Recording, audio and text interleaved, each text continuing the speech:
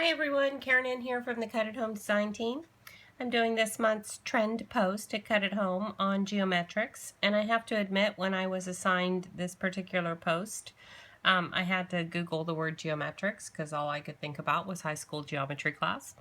And I looked at the images and some really cool images out there, but I had to figure out how to translate that into card making, and so let me show you what I did.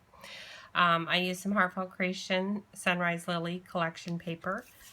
Started with a cardstock, or with a card base, and added a panel of the Sunrise Lily, and then just a white piece of cardstock that I'm going to layer up there. I cut 8 arrows from the Kaisercraft Decorative Dies Arrows collection. I used this particular arrow. And what I'm going to do is I'm just going to lay them in a pattern on the card, and hopefully a somewhat even pattern. And so let me get one glued up.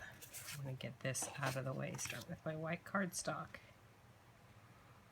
And I'm just going to add some glue to those arrows and start at the very top and the edge.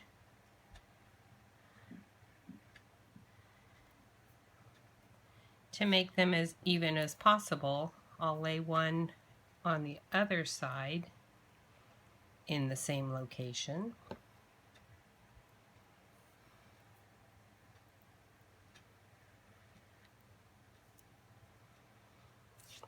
And then I'll see how far apart they go. I sort of just want to lay them out so that I know where they're going to lay.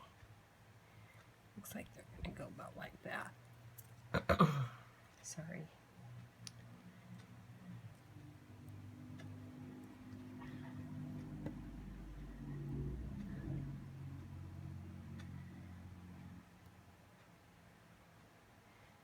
You could do this with pretty much any pattern.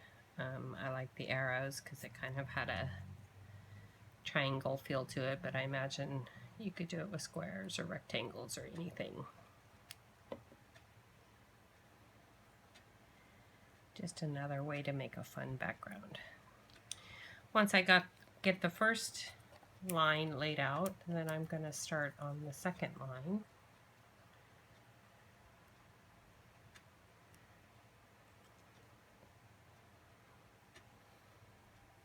Something like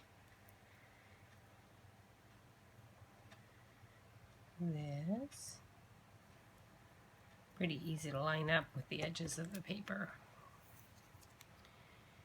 And if it's not perfect, I figured, oh well. Who's going to send it back to me telling me that I didn't line up my arrows right? And like that. And then I'll just do the 2 inside ones. The Google images for geometrics are really cool. There's a lot of different kinds of patterns out there that you could mimic for your card making or scrapbook layouts. And one more. And I just loved the way this turned out. I thought it was pretty cool.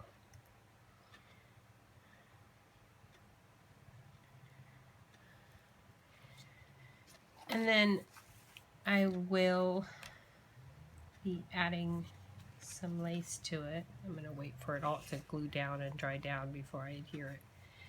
But I'll add some lace to it, something like that. And then I colored up a paper nest doll with my Copic markers. And I will lay her down something like that. I have a little sentiment that says, "My wish for you." It's from the Heartfelt Creation Sunrise Lily collection.